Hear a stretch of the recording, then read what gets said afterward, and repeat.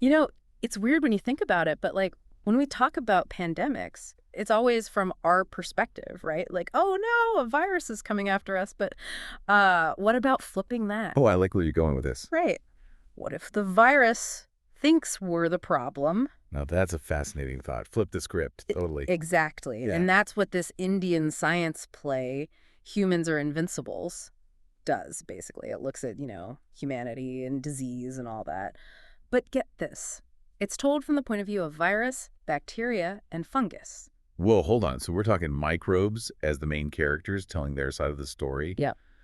That is such a unique approach. I mean, a play using microbes to kind of explore this complex relationship we have with disease. Yeah. So creative. Right. It just hits you differently, It's Yeah, like it highlights how cultural perspectives, like from India in this case, can bring something totally new to these global issues. absolutely.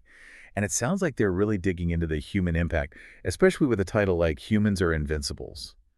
Kind of ironic, don't you think? Well, yeah, because the microbes, they're basically like the antagonists in the play, and their whole argument is that we're the arrogant ones, Okay, I'm listening. destroying the planet, and, well, kind of our own faults, all the problems we have. It's a lot. It's like they're putting up a mirror to us.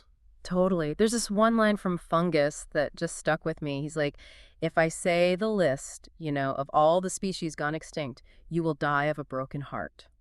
Oh, wow. Yeah. Heavy, right. That's powerful. And sadly, so true. I mean, the impact we have is undeniable.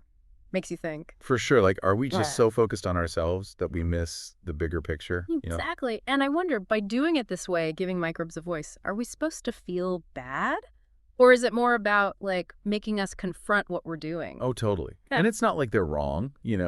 like we do have a history of putting ourselves first, sometimes at the cost of everything else, other Mhm. species, even the planet. Right. And it's not a simple black and white issue either. Yeah. But we can't ignore the human side of this either. I mean, there's got to be some pushback against this humans are destroying everything narrative, right? Oh, for sure. There's this human couple in the play, and they're kind of the voice of, like, hold on a minute. Okay, so they present the counter argument. What do they say? They're all about human resilience. Like, yeah, we mess up, but we learn. And they point to things like vaccines, Mm-hmm. better sanitation, all that stuff, like proof that we can adapt. And we have made incredible strides in public health, right? Yeah. Like, think about how far we've come with understanding how diseases work. No doubt. And the play gets into some really specific examples, too. It's cool. Like, do you know that thing with smallpox inoculation? That actually goes back to 15th century China. Get out! No way! Yeah, way back then, they were ahead of their time or what? That's amazing. And then there's, of course, Edward Jenner, smallpox vaccine, 18th century, total game changer. Oh, absolutely. And then Zoom, fast forward, 20th century, polio, measles, mumps, rubella, you name it, we got vaccines for it. It's true. We often take it for granted, but when you list it out like that, it really is incredible progress. It's like human ingenuity in action, right? But it also makes you wonder, looking at all that, especially now, I mean, did this playwright kind of see COVID coming? Or at least, did they anticipate how we would or wouldn't come together for a global health crisis? Because talk about a real-life test case. That's a great point. Because you're right, COVID really threw a wrench in everything, didn't it? And seeing how this play, written before that, tackles those themes of global cooperation and conflict, that's got to be illuminating. It's not just about disease, right?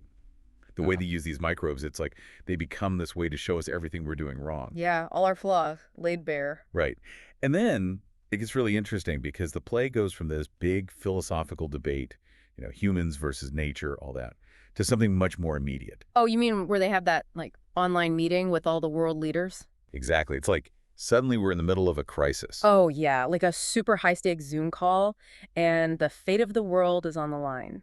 Mm, I have to say, it felt very familiar. totally. Given, everything we've all been through these last few years. Mhm. But it's brilliant, right? Because it brings in that real world element, the politics, the power struggles, all playing out during a pandemic. And oh boy, the tension. Everyone's pointing fingers, looking out for their own countries, making things worse instead of, actually trying to work together. I felt like I was looking in a mirror or something. It's that classic dilemma, right? The needs of the many versus the needs of the few, or in this case, the needs of one nation versus the entire world. And it's something the playwright is very clearly trying to make us think about. Oh, absolutely. But then, and this is where it gets really good, you've got all this chaos, right? Leaders acting like, well, and then there's this one scientist from India and he just like loses it. He cracks. What sets him off? It's like he's had enough. Enough of the bickering, enough of the selfishness, because he sees where it's all headed. Millions could die. And he just unloads on everyone. It's this huge emotional plea for global unity. It's the climax of the whole play. Wow. Okay, so everyone's at each other's throats, Hmm. and the scientist just lays down the truth. What happens? It's intense. He's talking about their egos, the potential for just like mass casualties, the urgent need to get their act together and work together, develop a vaccine, get it out there fast, make sure everyone has access. It's powerful stuff. It's that classic hero moment, right? Someone who's willing to speak truth to power, even when it's hard, even when it's risky. But it makes you wonder, is it realistic? I mean, is he being naive, or is this a genuine call to action? Or maybe both. That is the million-dollar question, isn't it? And it's interesting because the play actually does offer an answer. A surprisingly optimistic one, I have to say. Okay, now I gotta know. How does this global standoff actually get resolved? Does it?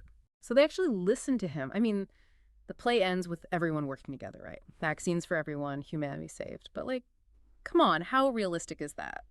Right. It's a nice thought, but it does make you wonder. The play really focuses on that moment of scientific breakthrough, Yeah. vaccine being developed, but it kind of breezes past the whole getting it out there part. The logistics of it all. Exactly. It's one thing to have a vaccine. It's a whole other thing to make sure everyone on the planet has access to it, especially in places without the same resources, infrastructure.